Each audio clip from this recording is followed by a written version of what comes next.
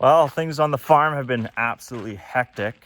We have to be in Whistler in a couple days, and the GTR, the transmission on it, actually failed a couple of weeks ago, and it's still currently, I'm going to tell you why it's stressing me out right now.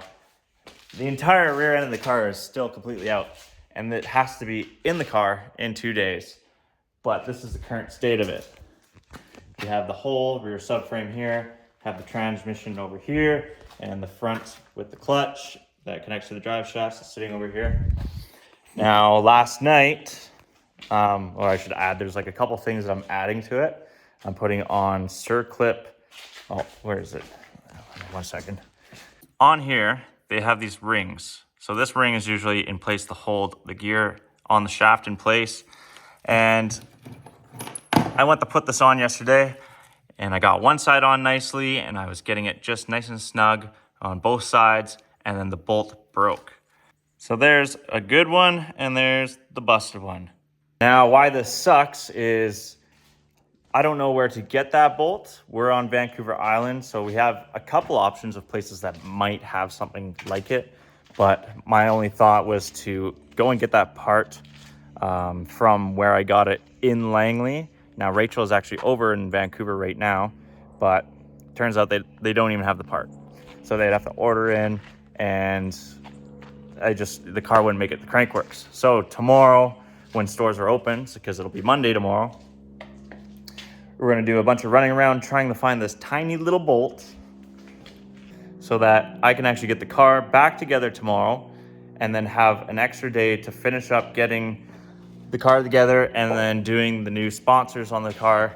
You can kind of see, I'll just briefly show you, but you can see on this side, I've already cleaned up the whole back rear quarter panel. I took off all the old logos on the bottom here. I'm gonna put some new fresh ones on. Now, the one I'm gonna put up here is gonna look good, I believe. Here's what I had before on the other side. And then I just did a cutout of Tidal, because Tidal is now sponsoring my rides. So that is fully decked out. We're getting the new white Tidal pedals on that. Rachel's bike's gonna get a full Tidal build, and then the Trek ticket is also getting full Tidal components. I've already got the gyro system on here and the stem, but I'm gonna get the bars, grips, pedal, seat, and it's gonna be sick. So I just did like a rough cut of one with some old vinyl just to see the size that I want. And I'm actually gonna extend it all the way out to here. So this is gonna be a 4-foot logo on the back corner panel here. And you may have seen Rachel's Range Rover still broken down. This broke down 2 days before we moved to where we are now. I drove all the way out to Whistler to pick up this frame. And the second I got into Whistler, the motor on the Range Rover died. So that's another project that I have to do. And then while this is all going on, I've been trying to build a ramp I actually have an airbag. That blue package back there is a massive airbag for mountain bikes. So my brother came out yesterday and helped me build our lip for it. We have a 8-foot lip with a 16-foot radius. And it's just going to be a huge floater. So extremely pumped to ride this once we're done. As you can see, the supports is not actually what we're using for the supports. We just put those up. We just used the 2x4s and the 1x4 just to hold it in place while we boarded the face of it. And now we'll take that out and put proper supports up in it. And then another thing, while we've been racing around trying to get all this stuff done, we came across a boat, because Rachel and I would love to just go camping and go boating to all the smaller islands around us. So we picked up a nice little boat the other day. That's all you're going to see for now. Actually, I want to show you guys a little bit around our place. It's pretty sweet. This is a massive indoor horse riding arena, and this is what sold Rachel on the place. Look at that. Love it. Can you imagine like a skate park in here, or put the airbag in here in the winter? That would be awesome. It has full lighting, entire watering system. Just want to talk more about the car, and like, it's a common thing that this happens to GTRs. So what happened was Rachel took the car out, and then I took our other vehicle out, which you haven't seen yet, and that's what Rachel's currently driving. And this needed fuel, so I switched vehicles with her. And then as I was driving back home, this thing went into limp mode. So it got rid of first gear, third gear, sixth gear, and reverse. And then it was just stuck in limp. Now here's the internals of the transmission. Typically when that happens is these solenoids fail, but that wasn't the case for me. I got a code saying that the pressure sensor, which is this thing, had failed or was like stuck open. So after doing a ton of research, I found absolutely nothing and no part numbers or anything. And I got connected with a gentleman in Langley that has come across this problem so many times and just was like, yep, you need this part, this part, this part, this part. So we have like these CP5-12, that is the sensors. So we have 1, 2, 3 sensors I'm replacing. Then we have these little metal clips that are going on to 1, 2, and 3. The gentleman's name was Bill, who works at Willowbrook Performance in Langley, BC. He's an absolute guru when it comes to GTRs. And then to help prevent them from failing again, you have this little heat shield, which will protect the sensor from hot oil splashing on them and causing them to fail. So pretty much all of this, you have to drop the whole rear end of the car, take the transmission apart and everything just to change one of these. And like, I took this project on myself because we're on an island and I don't know anybody else that's over here or trust anyone with my car over here. I would have loved to have taken it to Bill at Willowbrook Performance, but the timing just didn't work out. We had a good friend of Rachel's from England visiting, so then it would have involved me driving to and back from the city, you know, multiple times within the last week. It didn't make sense, so that's why I took it on myself, except I've had nothing but headache and problems this entire time doing it. And selling feature for Rachel number 2 was the outdoor arena. Then over here we have a couple chickens and a couple ducks. We have, let's see, we have Gabe. Yeah, that's Gabe. No, sorry, that's Marsh. That's Gabe. Marsh and Gabe. And then the chickens don't have names. But this is their little coop where they hang out. Ducks even go in the pond over there. So this is our little farm that I'm showing you little bits of. So I'm just kind of testing out filming with the phone and doing this type of a video because I want to be able to share with you guys all the stuff that we're doing, but the amount of editing and like taking the cameras and the batteries with you everywhere, it's too much of a hassle, I find, because I just want to be able to go and do stuff and not have to worry about having to bring a camera and whatnot. So just trying that with the phone. If you guys like this type of stuff, let me know. I'd like to do some updates. We're going to Whistler in a couple days, so I'd like to actually film with the phone of us experiencing Whistler and bring you along that.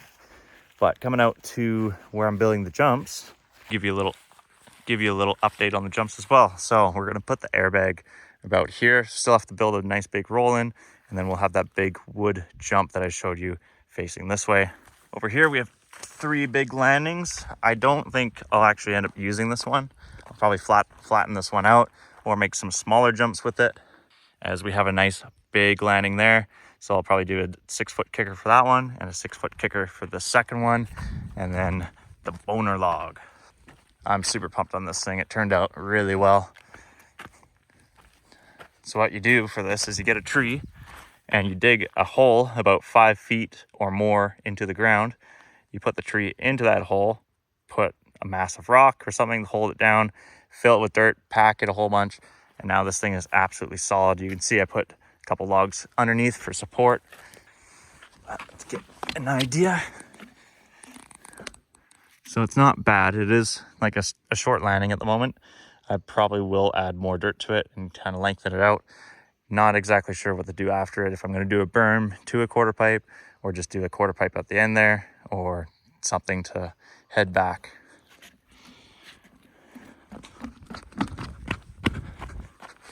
Cool. I'm going up this landing. Before, this landing was kind of like a hip, and it went down this way along the tree, and then I had another jump over here. Completely scratch that, flatten that all out, because this just makes more sense to do a straight jump to another straight jump, then to the boner log. Just seems like a much more fun line.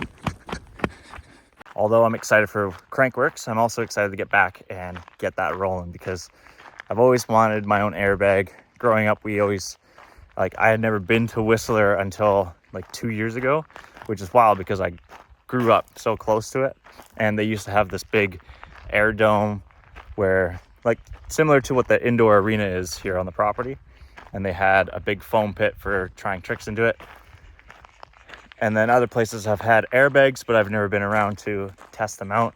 So before we moved here, I bit the bullet. I ordered my own, and it's big. It's like a 40-foot long landing that's 10 feet high. So there's a ton of room for air, and you can just huck whatever you want onto it. And yeah, I'm just pumped to get that up. Now, let's talk a little bit about future plans with the car. I'm starting to get bored of this look. It definitely needs different wheels. I have some in mind that I want to do. I think it would look sick with some white wheels that really came out, or doing a wide body. I've always wanted a wide body GTR, so I would love to do that. But along with that, we need to do a EcuTech or ECU Tech, however you want to say it. Do a big flame tune on this car. Probably get rid of the stock exhaust on the back. So the car is straight pipe from the motor all the way to the catback. So this is the catback part, and this is the stock mufflers. So I want to get a new exhaust so that it's much louder, shoot those flames, and just make this thing just an absolute beast. But you can see literally everything comes out. And I was shocked it wasn't actually that difficult, or I shouldn't say it wasn't difficult. It didn't take a lot of pieces to remove it. So it is somewhat easy to do this. It takes a lot of time and patience, but you know, you get 2 harnesses, you have 6 bolts that hold the rear subframe on. You got a couple other wires. Remove the 2 drive shafts, remove the muffler or the exhaust, remove the heat transfer pump, and the brake calipers, and also the rear shock, and then it all just pops out. So it is fairly simple to get it all out. It just takes time and patience. So that's my little life and farm update here. Pretty, I don't show stress easily, but I'm quite stressed with having to try to find the part to get the car done in just a couple of days. Like, I still have parts coming in where I have to do the front rotors and pads, and that is supposed to be here tomorrow. It was supposed to be here on Friday, so before the weekend, but shipping got delayed, and I'm really crunching everything to the last second here to get it all done. Thank you for watching. Remember to keep smiling. Until we meet again, happy trails.